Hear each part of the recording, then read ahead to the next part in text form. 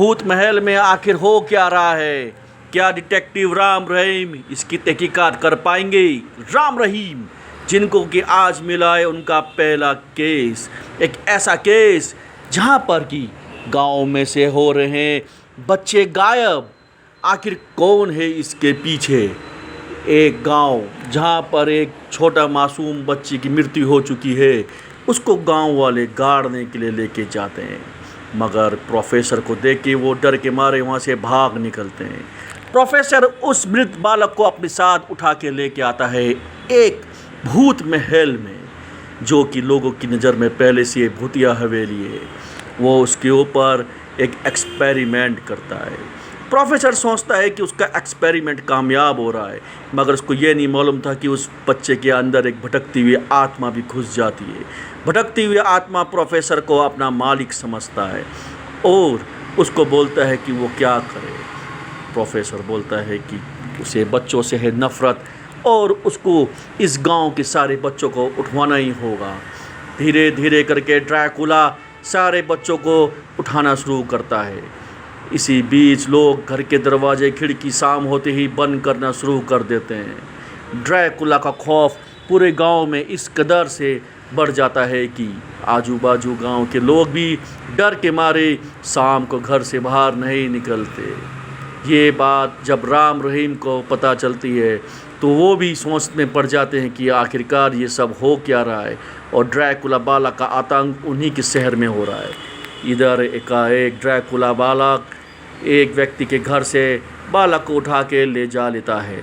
वो उसके ऊपर झपटने की कोशिश करता है, मगर ड्रैकुला बालक उसको बेहोश कर देता है। यहाँ पर राम रहीम को आवाज़ सुनाई देता है। वो भी चढ़ पड़ते हैं ड्रैकुला बालक के पीछे। रहीम ड्रैकुला बालक के ऊपर टॉर्च लाइट्स दिखाने की कोशिश करता है ताकि देख सके कि आखिर वो क्या है, मगर ड्रैकुला बालक उन्हीं पर झपट पड़ता है। राम रहीम भी बहादुरी से उससे लड़ने की कोशिश करते हैं। ड्रैकुला बालक को जब लगता है कि वो असहज है तो वो भागने की कोशिश करता है कि तभी रहीम इसके ऊपर टॉर्च लाइट मारता है। रोशनी देख के वो वयायक हो जाता है और वहाँ से भागने लगता है। भागते भागते पहुँच जाता है वो भूत महल की ओर। राम रहीम को भूत महल के बारे में पहले से ही बताया गया था। वो लोग धीरे धीरे महल की ओर जाते हैं जहाँ रहीम पहले से बहुत डरा होता है। तभी वहाँ एक बूढ़े बाबा आते हैं और उनको मना करते हैं वहाँ जाने से। फिर भी वो हिम्मत करके पहुँच जाते हैं भूत महल के अंदर। धीरे धीरे करके उस सन्नाटो को चीरते हुए राम रहीम भीतर प्रवेश कर जाते हैं, मगर रहीम तो कुछ और ही सोचता है। डर के मारे उसके टांगे कांप रहे होते हैं और वो अचानक से बेहोश हो जाता है। राम रहीम को उठा के घर की ओर निकलने की कोशिश करता है और धीरे धीरे करके वो घर की ओर चल पड़ते हैं। इधर ड्रैकुला बालक प्रोफेसर के साथ सीक्रेट कमरे के अंदर बैठे होते हैं और प्रोफेसर बोलता है कि उसको अब राम रहीम चाहिए क्योंकि उनको उसका अड्डा मालूम चल गया है। इधर राम रहीम बगैर कुछ खाए आज घर में जल्दी सो गए, लेकिन रहीम को अभी भी ड्रैकुला बालक ही नज़र आ रहा है। वो सोचता है कि क्या होगा, उसको नींद आ जाती है, लेकिन राम वो उठ खड़ा होता है और देखता है कि ड्रैकुला बालक कमरे की ओर बढ़ पड़ता है और धीरे धीरे रहीम की ओर बढ़ने की कोशिश करता है।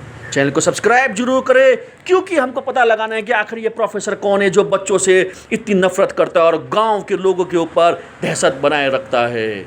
हम पढ़ेंगे इसके अगले भाग ड्रैकुला बालक में, सिर्फ इंडियन कॉमिक यूनिवर्स में।